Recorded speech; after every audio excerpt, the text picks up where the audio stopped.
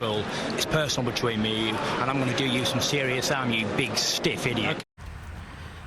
The untouchable True School Sports Empire proudly presents something the boxing game's been missing. Hey, what's going on? It's your boy BT, and I came here to talk some boxing with the thousands of True School Sports subscribers. Now, I've been wanting to touch on this subject. I had the idea for this video for a long time, but now I'm just finally getting to it. So I hope you guys like the video and the topic and where I'm coming from. So the topic of this video is two British welterweights. You know, two British welterweights. One in Conor Benn, the other Michael McKinson.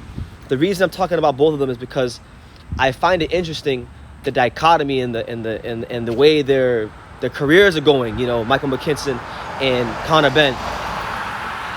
Because I feel like they're both around the same age. I believe they're both at the same kind of stage of their career, but they're both taking different paths, and it kind of shows what boxing rewards and the mentality of the industry and things like that. So I kind of wanted to talk about that. So you got Conor Benn. Obviously, he's the son of Nigel Benn, who was a legend in British boxing. You know, Conor Benn trains extremely hard. Conor Benn has gone through his fair share of ups in boxing, and he's gone through his fair share of downs in boxing.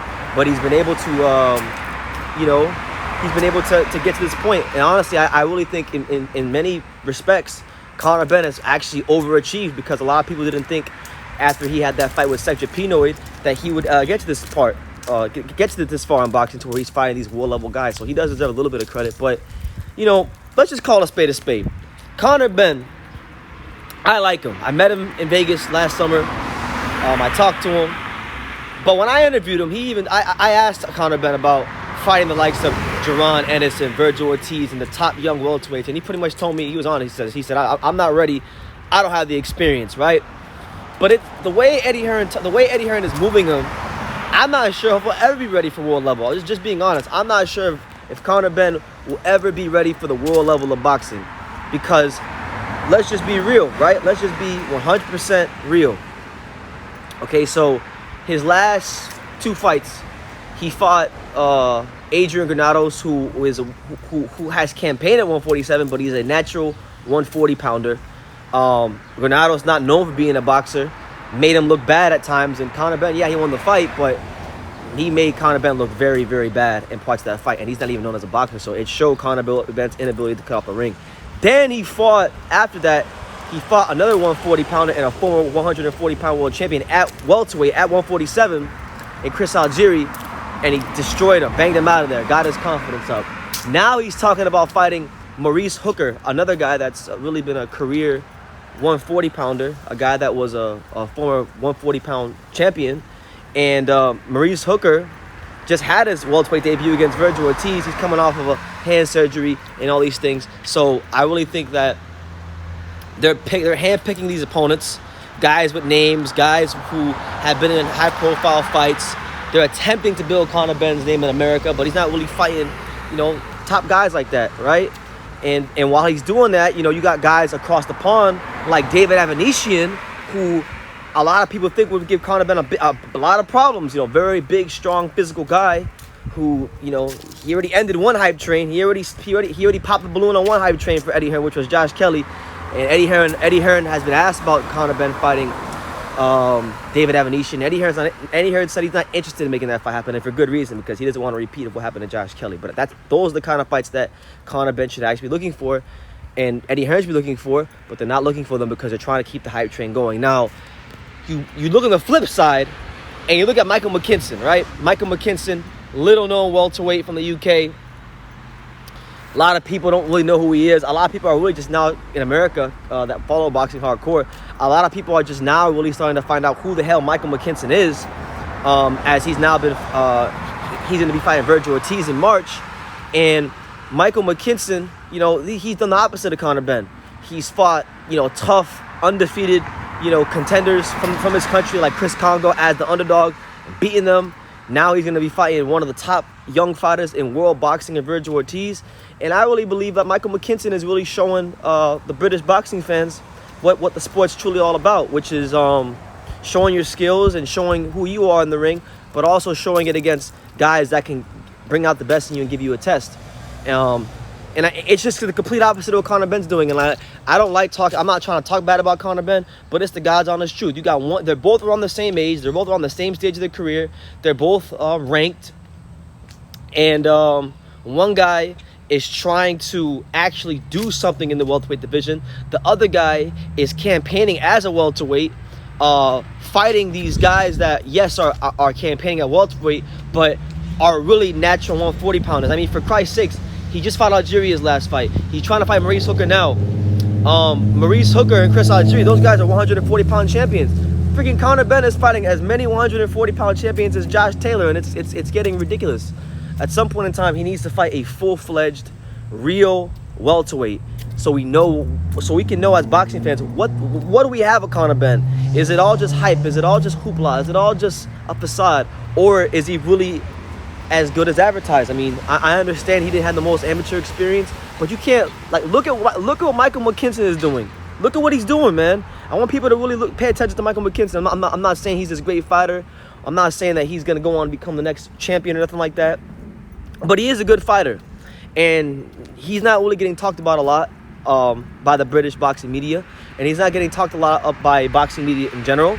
And I think Michael McKinson is showing people what the sport is all about. And guys like him, I will talk about on this channel. I don't care if he only has 2 knockouts in 21 fights. I don't care if you guys don't think he can punch hard enough. The reality is there's something about himself. Apparently, Michael McKinson has done enough self-reflection, and there's something about himself. There's some sort of X factor or character traits that he sees in himself that gives him the self-belief, the determination, and the confidence to take tough fights like Chris Congo. That gives him the confidence to take an extremely tough fight against Virgil Ortiz. Mind you, he's not just fighting Virgil Ortiz. He's fighting Virgil Ortiz in another country across the pond. He's going to have to come 5,000 plus miles or whatever, how many thousand plus miles to fight Virgil Ortiz. But you know what? That is no problem to someone like Michael McKinson, because Michael McKinson is a true warrior of the sport.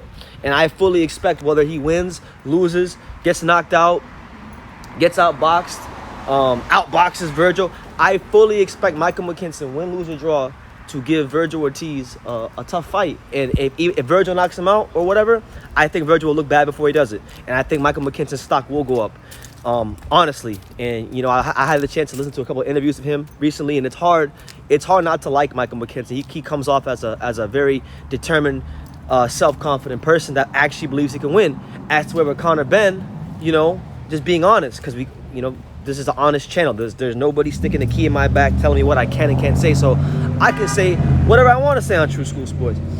Conor Benn, I like him, but it almost seems like he's propping himself up all the time. He's propping himself up.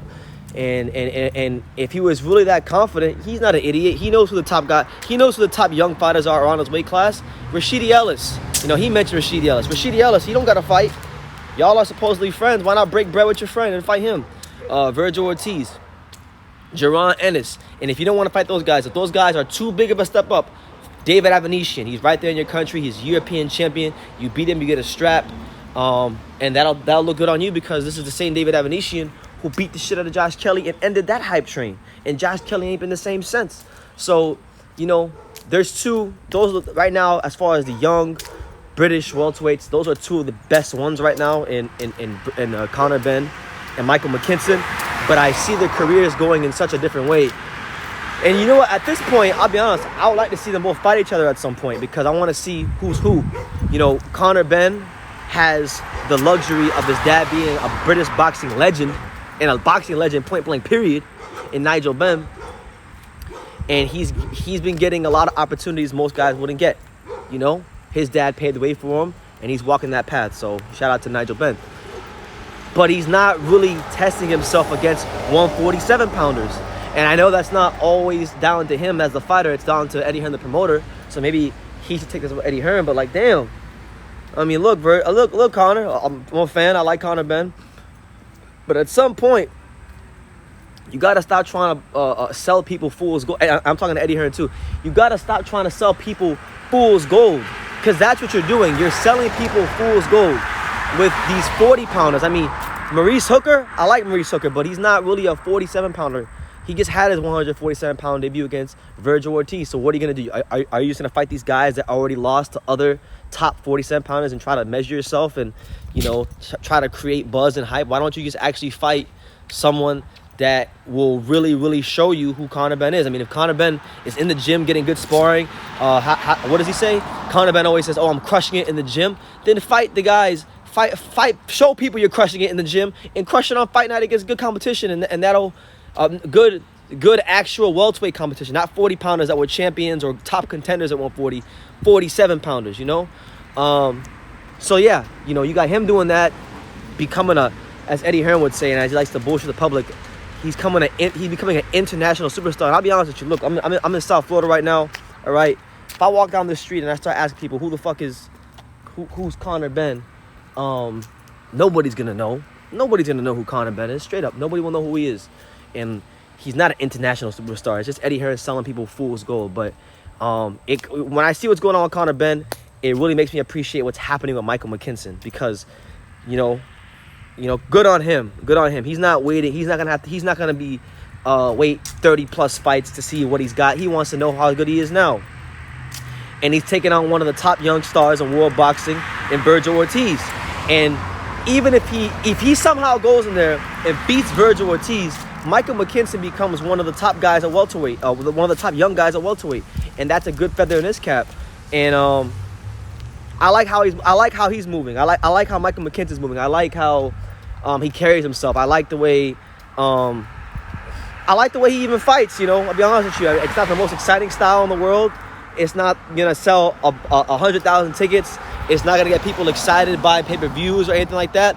But he's got the style to give a lot of welterweights problems, and I think the Virgil Ortiz fight will be a benchmark fight in his career, and it'll show people that, hey, you know, the UK doesn't just have Conor Benn as a young welterweight. They don't just got Josh Kelly or any of those guys, and Europe just doesn't have David Avanesian. Michael McKinson, I'm here too. So we'll see what happens with Michael McKinson come March 19th. He's got a tough fight against Virgil Ortiz, and I'll say it like this, and I'll end the video because I've been rambling for a while, but I would like to see Conor Benn, because if you don't want to fight David Avanesian because he's too strong, win, lose, or draw, I would like to see Conor Benn fight Michael McKinson. Well, let's see how he deals with the southpaw style, because look, at some point in time, right, if Conor Benn is as good as you think he is, and if Conor Benn's going to be challenging at the world level for world titles, he's going to run into a southpaw. I mean, you got Errol Spence, you got Jerron Ennis, you got a lot of guys at welterweight that are southpaws. So if he don't learn how to deal with that southpaw style sooner rather than later, he gonna be in some big trouble. So I'm gonna leave it at that.